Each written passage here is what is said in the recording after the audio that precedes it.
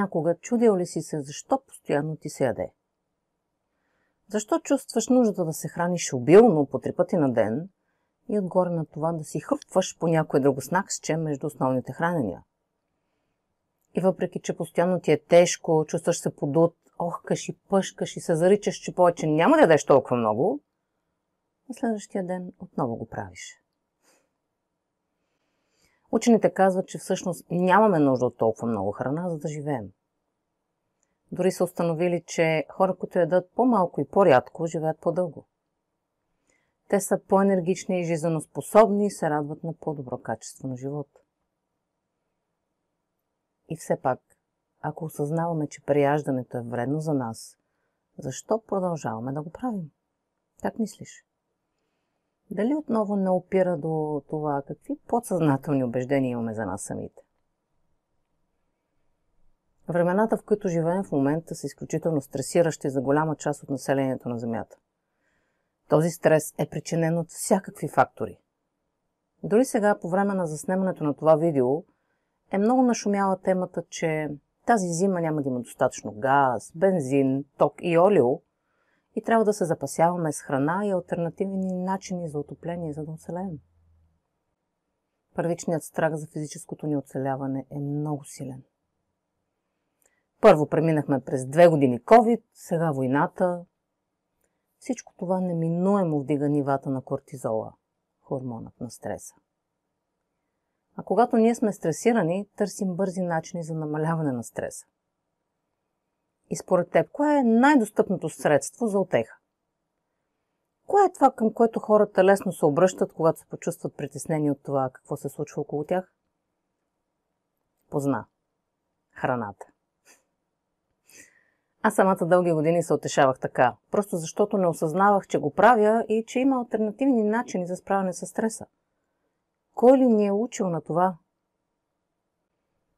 С това видео искам да ти дам още една гледна точка и опция за избор следващия път, когато ти се прииска да отвориш хладилника и да започнеш да се тъпчеш безразборно.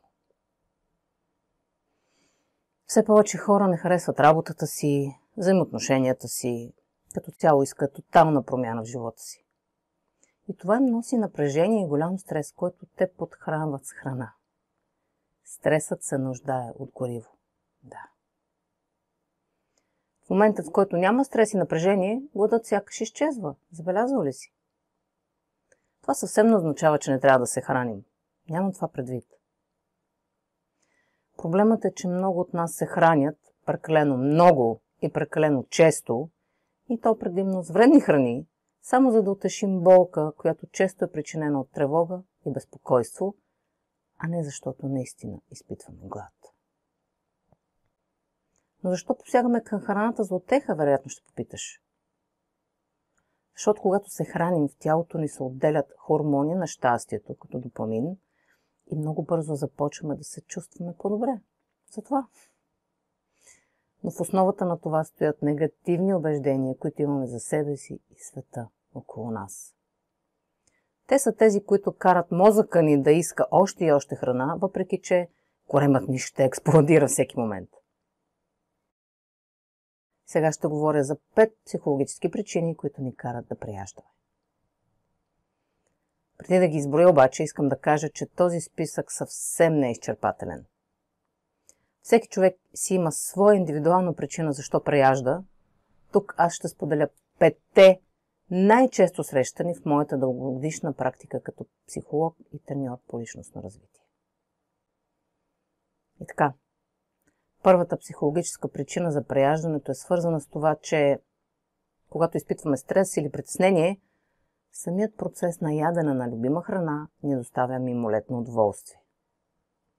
Храни като шоколад, сладолед, тортички, пастички и всякакви други продукти пълни с захар много бързо ни утешават, намаляват стреса или болката за минути. Помагат ни да се отпуснем и почувстваме по-добре за кратко. По-късно обаче си плащаме тъпкано за това, защото ни става лошо и тежко от преяждането. Тук може да се запиташ, защо избирам мимолетно удоволствие, което трае само няколко минути, когато знам, че след това ще страдам с часове? Все едно някой да ти предложи да вземеш 50 лева сега или 100 лева, ако изчакаш до утре.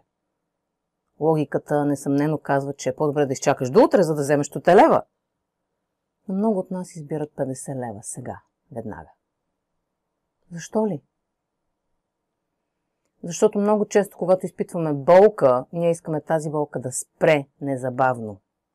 Не искаме да чакаме до утре, защото понякога да изпитваме кратковременно облегчение на болката си сега, изглежда по-спешно от това да имаме дългогодишно здраве. Много от нас си казват: аз съм слабак, нямам воля. Като видя хубаво десертче, просто не мога да му устоя. Това е навик и аз не мога нищо да направя по въпроса. Моля те, разбери, че ти не си някаква безпомощна жертва, която едва ли не роб на своите подсъзнателни навици и импулси. Не. Ти си създателя на твоя живот. И всеки път, когато решиш да си хапнеш сладко десертче, ти правиш един избор. Когато започнеш да гледаш на това като на твой избор, вместо като на неосъзнат навик, тогава ти се самовластяваш. Ти придобиваш силата да се спреш и да направиш алтернативен избор. Да избереш дълготрайно здраве пред временно удоволствие. Затова следващия път, когато видиш някое десертче, което изглежда примамливо и се изкушаваш да го изядеш, се запитай: защо правя този избор? Каква празнина се опитвам да запълня? Защо съм готова да жертвам своето дългогодишно здраве за едно мимолетно удоволствие? Самото задаване на тези въпроси ще ти помогне да видиш нелогичността на това да ядеш храни, които очевидно са вредни за теб, и ще ти помогне да направиш правилният избор. Пробвай. И така, втората психологическа причина, която ни кара да преяждаме, е убеждението, че няма достатъчно. Вярваме, че всички ресурси на Земята са ограничени и просто няма достатъчно материални блага за всички около 8 милиарда човека. Много от нас са израснали в недоимък и често сме чували изречения като: изясиш си всичко сега, защото утре може би няма да има. Грехота е да изхвърляш храна. Децата в Африка умират от глада, ти я се напани малко. Ако не си изядеш храната, ще ти изсипа в гушата. Все послания, които внушават: натъпчи се сега, защото утре няма да има и си изяждай всичко в чинията, дори отдавна да си се нахранил. От малки ни внушават, че няма достатъчно и после се чудим защо все повече деца и възрастни с наднормено тегло и страдат от заболявания като диабет и инсулинова резистентност. Истината е, че в днешно време има изобилие от храна. Всеки може да отиде до близкия супермаркет и дори да има ограничен бюджет, може да купи достатъчно хранителни продукти за него и семейството му. Днес физическото оцеляване на никой не е застрашено поради липса на храна. Просто вярваме, че е така, защото имаме убеждения, които ни казват, че се нуждаем от много, за да оцелеем. Не е ли време да изоставим това остаряло вярване, предадено ни от нашите предци, и да приемем факта, че живеем в една изобилна вселена, която винаги ни предоставя това, от което се нуждаем? Третата психологическа причина, поради която постоянно преяждаме, преди време я чух от Башар. Той казва, че основната причина да търсим утеха в храната е защото много от нас чувстват една празнина в себе си. Тази празнина е причинена от негативни убеждения за нас самите, които сме усвоили от възрастните, когато сме били малки. Това са убеждения като: не съм достатъчно добра, не заслужавам да съм щастлива, не заслужавам да съм обичана, не съм достойна да имам хубав живот.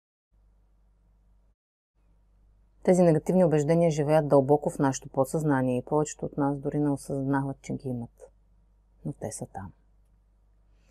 Тези убеждения понижават вибрацията ни и ни карат да се чувстваме малки и незначителни. Но това не отговаря на обективната истина, защото ние сме безусловно обичани и подкрепяни от Вселената. Ние сме могъщи същества.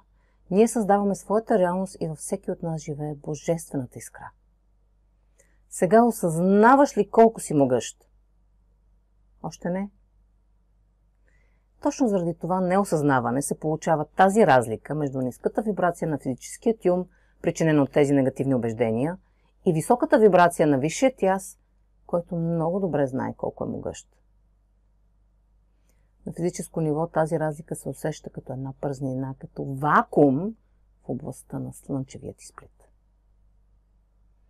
И понеже не знаем какво причинява тази празнина, ние си мислим, че сме гладни и че ако вкараме малко повече храна в корема, може би ще запълним тази дупка. Но каквито и количество храна да поглъщаме, колкото и с каквото и да се тъпчем, тази празнина си остава. И преди да се осъзнаем, започва да ни боли корема и да ни става лошо от прияждане. И започваме да се чувстваме още по-зле. Защото сега не само, че продължаваме да чувстваме същата празнина, но отгоре на това чувстваме съжаление и вина за това, че отново сме проявили слабост и отново сме преяли. Въпреки, че предишния ден се бяхме зарекли повече да не го правим. Познато ли ти е? Затова, според Башар, най-ефективният начин да спрем да преяждаме, да идентифицираме негативните убеждения, които причиняват тази празнина у нас и да ги трансформираме в позитивни. Тогава тази празнина ще изчезне. А с това ще изчезне и нашето неотолимо желание да ядем повече, отколкото ни е нужно. Ако имаш нужда от практически насоки как бързо да откриваш и променяш убежденията си, може да ги намериш в записа от вебинара "Убежденията – твоята суперсила". Линк в описанието под това видео. Четвъртата психологическа причина за преяждане я наблюдавам по-често при мъжете. Някои мъже ядат много, защото вярват, че ако не го правят, ще свалят мускулна маса. А ако не са достатъчно едри, другите хора няма да ги уважават и няма да ги вземат на сериозно. Ако не са достатъчно едри, няма да бъдат забелязани. Често хората си мислят, че като си добре охранен мъж, това означава, че си богат. Много мъже подсъзнателно си мислят, че колкото по-едри са, толкова по-малко вероятно е да бъдат обект на агресия и подигравки от страна на други мъже. Всеки от нас подсъзнателно изпитва респект към физически по-едрите от нас. Това внушава усещане за сила и защита. Често жени, които изпитват силен страх от живота, си избират доста едри мъже, които да ги защитават и да подсигурят оцеляване на потомството им. Това е подсъзнателен инстинкт за оцеляване, който е базиран на подсъзнателното убеждение, че по-силният винаги оцелява. А всички знаем, че в природата женската винаги избира най-силният мъжкар, който да може да я защити и да подсигури храна, докато тя отглежда малките си. Затова често доста мъже се хранят нездравословно, само за да изглеждат масивни в очите на околните. Обаче, за това действие се крие страх от отхвърляне и чувство за незначителност, който съответният човек се опитва да компенсира с външния си вид. Затова ти трябва да откриеш убежденията, които причиняват този страх от отхвърляне и чувство за незначителност и да се освободиш от тях. Петата психологическа причина за преяждането е нещо, което наблюдавам предимно при жените. Говорила съм с жени, които са били обект на сексуален тормоз или сексуално насилие. Те подсъзнателно избират да надебелеят, защото вярват, че ако станат по-непривлекателни, е по-вероятно да избегнат подобни проблеми в бъдеще. Цялото ни общество е обусловено и програмирано да вижда по-слабичките жени като секси и точно те предизвикват сексуални желания у мъжете. Докато по-закръгленките често са обект на подигравки и смятани за непривлекателни поради излишните си килограми. Това убеждение вкарва тези жени в омагьосан кръг. И колкото по-отхвърлени се чувстват, толкова по-самотни и недостатъчно добри се чувстват. А това допълнително ги кара да посягат към храната за утеха. А пък това води до натрупването на още повече излишни и нежелани килограми. Интернет е пълен с лични истории на мъже и жени, които са избрали да се променят и успяват да свалят десетки излишни килограми. Това, което откривам в тези истории е, че тези хора са променили мотивационния си механизъм. Ако не си запознат с него, може да видиш повече за него в това мое видео. Накратко, всички ние винаги се стремим към това, което вярваме, че ни носи удоволствие, и избягваме това, в което вярваме, че ни носи болка. Забележи, че казвам това, в което вярваме. Тоест, тук отново опираме до убежденията.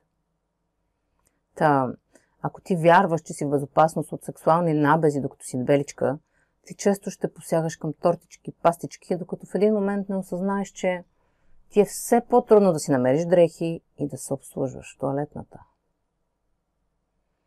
точно в този момент е много вероятно да изпиташ огромна болка, с която вече ще асоциираш яденето на торти.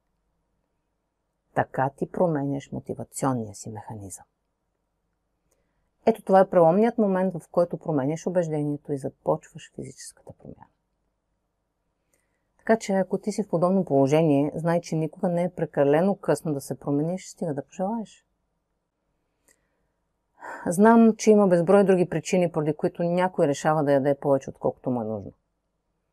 Общото между тях е, че всички те са свързани с подсъзнателни негативни убеждения. И всички те могат да бъдат преодолени чрез трансформацията на тези убеждения. А как да направим това? Виж подробни инструкции в моето видео "Промени негативните си убеждения с 4 лесни стъпки". Линк ще намериш в описанието под това видео. Благодаря ти, че отдели от времето си, за да чуеш тази различна гледна точка. И ако ти беше полезна, харесай видеото и го сподели в социалните мрежи. Така помагаш и на друг да промени живота си, като спре да преяжда. Благодаря ти от сърце, ако подпомагаш канала финансово. Това ми дава възможност да продължавам да правя такива видеа. Оценявам подкрепата на всеки натиснал бутона Join или този с формата на сърце, на който пише "Благодаря". В случай, че имаш нужда от допълнително разяснение или помощ в прилагането на тази информация, може да си запишеш час за лична консултация с мен. До скоро!